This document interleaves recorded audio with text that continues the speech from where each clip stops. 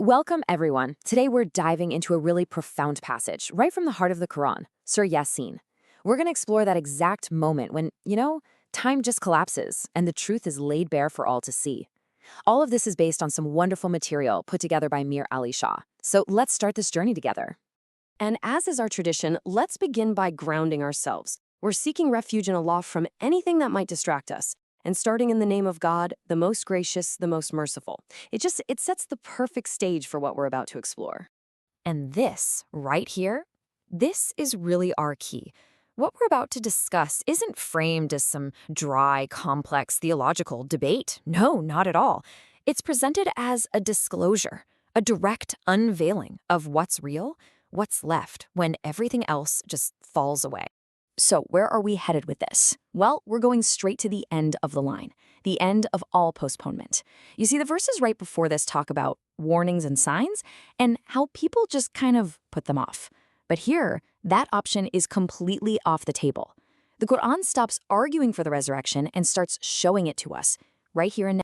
And it all kicks off with a sound, a single powerful blast from a trumpet.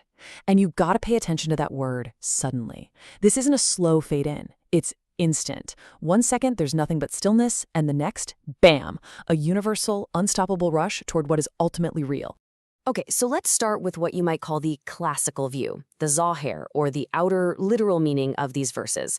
This is how the great commentators described the actual physical events of the Day of Judgment as they unfold. The famous scholar Ibn Kathir really hones in on this. He says, humanity just rises, instinctively. It's a compulsion. It's not like you think, oh, I should probably get up now. No, there's no time to prep your excuse. No time to get your story straight. The time for all of that, it's gone. And what are their first words? It sounds like a question, right? Who has raised us? But it's not really confusion, it's pure shock. The commentator Al-Qurṭubī makes this incredible point. They get it. They recognize the truth in a split second, and the answer comes right back at them. This is exactly what was promised. The light bulb goes on, but it's way, way too late to do them any good. And right then, the fundamental rule of this day is laid down. Absolute, perfect justice. The scholar Ibn Ashur points out something brilliant about this. He says this single verse wipes out both despair and false hope. Why? Because you get exactly what you earned. Nothing's going to be taken from you unfairly, but you're not getting any freebies either. On this day, the only thing that has any value, your only currency, is your deeds. So from this single principle of justice, two totally different paths open up. On one side, you have the companions of paradise. And what's their state? It's peace. They're described as being joyfully occupied, just relaxing in shade and ease. And then, there's the other side. The guilty are told to stand apart, to separate themselves. And what's the charge? It's fascinating. It's not you didn't know. It's that they misplaced their worship and failed to use the very reason God gave them. And this just perfectly captures the ultimate reward. It's not just about, gardens and rivers. The absolute peak, the highest honor, as the great scholar Al-Rāzī explains, is hearing directly from God. That one single word, salam, peace. It means total acceptance. It means you're home. There's no barrier, no distance. That is the destination. Let's just double-click on that charge against the guilty for a second, because it's so important. The Qur'an is incredibly specific here. It's not saying you were ignorant, it's saying you misused the gifts you were given. You're held accountable for the capacity you had. The question isn't, why weren't you perfect? The real question is, I gave you these amazing tools, like reason. Why didn't you use them? Okay, so we've looked at the outer reality. Now let's shift gears. Let's look at the inner or batin meaning.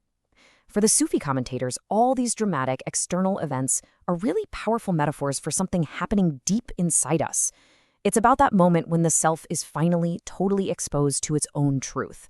They call this the unveiling, the kash. So in this inner reading, what's the trumpet? Well, the great mystic Ibn Arabi has this beautiful explanation. He says it's the collapse of all our inner noise. Imagine all those conflicting voices in your head just going silent. All the stories you tell yourself to feel better, they just dissolve. And what's left is your true self, standing there alone with no costume, no mask. And what about rising from the graves? This is a symbol for waking up from a deep spiritual sleep. That resting place they cry out from, it wasn't peaceful. It was a state of just being oblivious, of being unconscious of who you really were.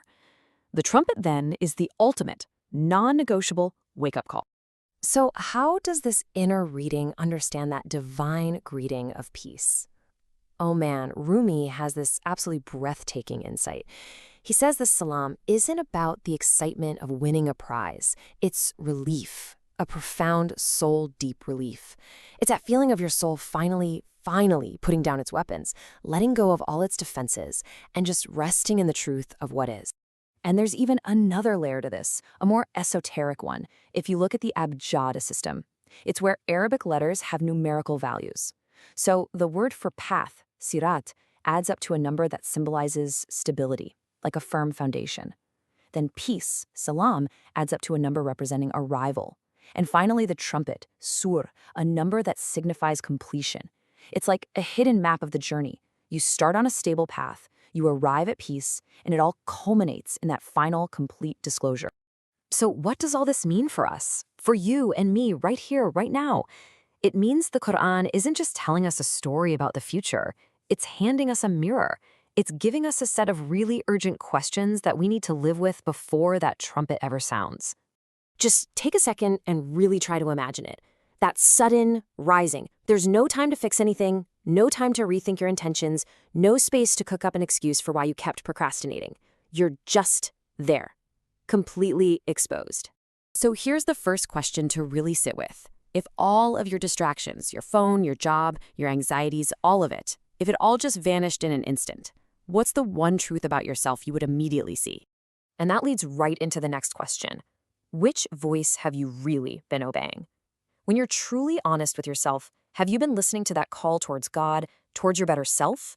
Or have you been following the nagging whispers of your own ego, your own fears, and your own desires? And lastly, this one might be the toughest. If that divine greeting, peace, was spoken to you right now, this very moment, would it feel familiar? Would it feel like coming home? Or would it feel strange, like something you don't recognize?